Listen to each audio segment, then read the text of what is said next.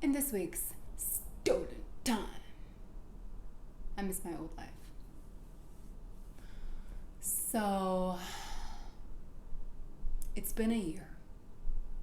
A little more than a year. And,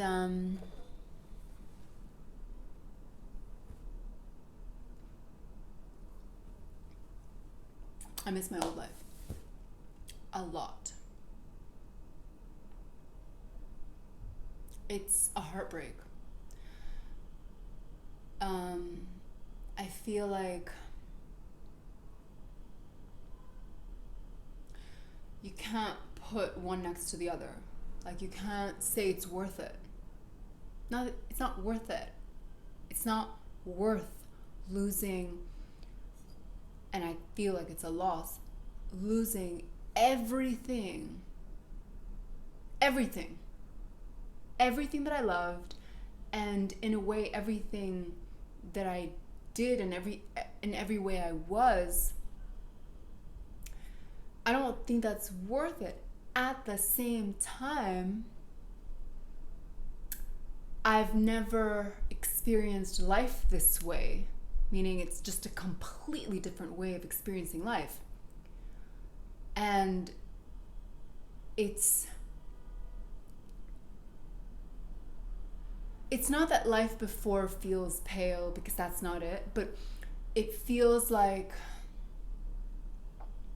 I don't even know. I mean, of course, I know what life was like before and I miss it terribly, but it's like this baby is so much my life that it's unfathomable for that not to be my life. This is a messy topic. I just feel like it's not worth it. It's like, or it's not, it's just like, you can't put them side by side. Nothing is worth, like, here are the things that I miss. I miss doing nothing. I miss doing nothing so bad. Nothing. Like, nothing. Being able to wear pajamas all day. I mean, I can still wear pajamas, but not having to get up the whole day if I don't want to. Not having to move, to do anything if I don't want to. That I could just sit and watch something for fucking 24 hours if I wanted to. That I could engage in as many late nights as I wanted to. That there were, those consequences were just kind of my own. And this, obviously, having a baby is my own consequence too, but it's like in the most ultimate way. It's almost like, don't forget, this is what you wanted. Or, do you know what I mean? It's like don't forget, it's like there's no like, oh, I drank too much and now I have to go and face the day at work. It's like the like, oh, I shouldn't have done that, and here's the price to pay one day. That price to pay feels like it'll be any day if I veer from something. That wasn't very clear, but doing nothing and I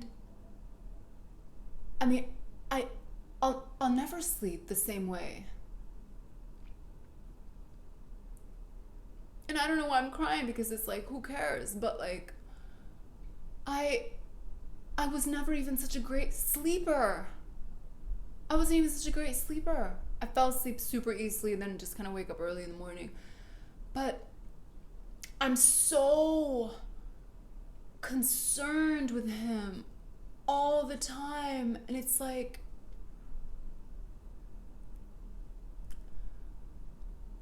the weight of love or something. But I know that, or maybe it's just the weight of fear. And it's like, I think a friend of mine told me recently, she's like, when you decide to have a baby, you are willingly going into the possibility of losing that life. And I mean, I do wonder how much of that fear of losing this precious thing is present, back to back with appreciating it, but why it feels so beautiful, but also so weighted, so serious. And I don't think, everyone experiences it this way, but there's this weight to it, of the responsibility. And I imagine that is, part of the fear, but it's like, it was just so nice to not have to be responsible for anyone but yourself. It was just nice. It was this like nice in this like lazy way. It was like, yeah, I don't care. It's just me.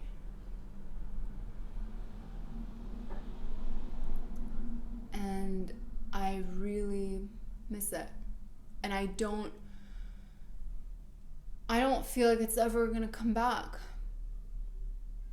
in any way. Even if it gets older, we're like, it's just gone. It's gone. And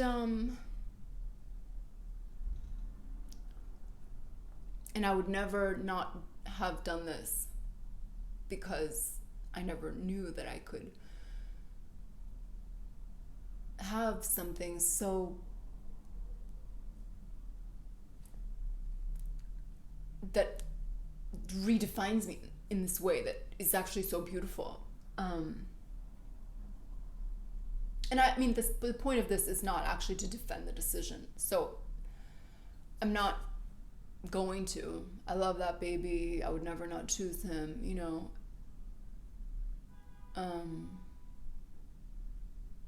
I just really miss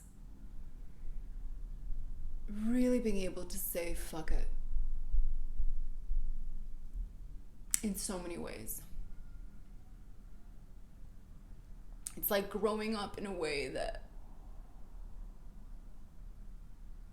maybe I was like refusing to grow up that way my whole life or something.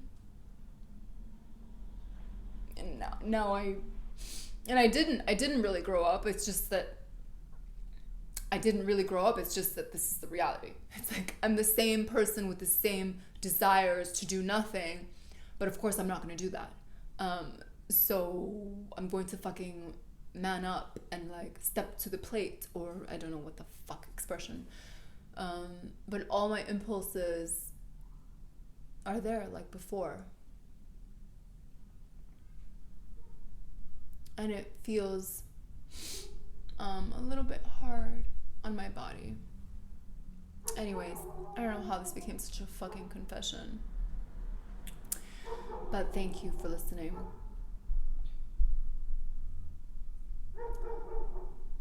The baby loves that dog. He's obsessed with dogs. Anyways, so thank you. And in this week, I am going to rave about high alcohol content beers, such as this one. This is called Double Dog. It's by Flying Dog. And I basically go to a supermarket and I just like go through all the beers and just look at the percentage of alcohol. And I'm like, percent. It's like 5, 6, 7, forget it. This is fucking 12. Basically as close to wine, as you can get. And I really enjoy it because I don't have a lot of it and I feel like a nice buzz.